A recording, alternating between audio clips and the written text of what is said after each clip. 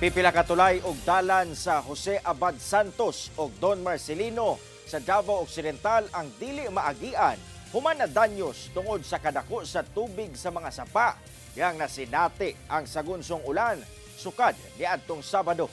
Ani ang report ni Argel Relator. Kuha kini adlong Domingo, dihang dili maagian sa mga motorista ang Mangili Bridge ug Lawayon Bridge sa Jose Abad Santos sa Davao Occidental human mibigay ang approach sa maong mga tulay. Nagkonekta ang maong mga tulay sa katapad nga lungsod sa Don Marcelino.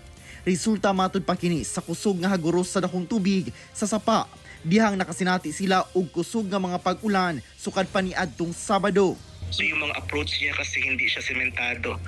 Yung gawa ng DPWH kasi is parang nakatambak lang yung lupa, and then because of the mabilis, malakas na agos ng tubig, nadala po yung lupa, so na-scar po yung portion na yun. Nag-decapitate po yung bridge from the main road itself po. Sumala sa MDRMO Jose Abad Santos, dili sab maagian ang National Highway sa Barangay Kulaman ug Bugis, human matabunan sa midahili nga yuta gikan sa kilid sa highway.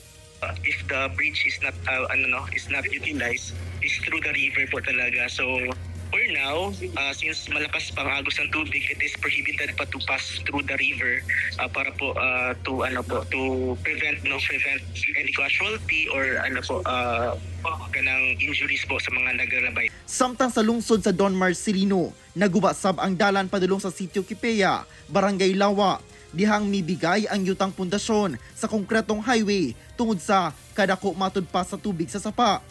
Giabisuhan ang mga motorista nga mangita na lang una og alternatibong ruta sanglit dili kayod maagian sa bisan unsang klase sa sakyanan ang maong dalan.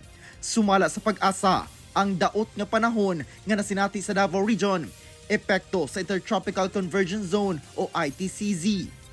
Ako si Argel Relator. 1 Mindanao.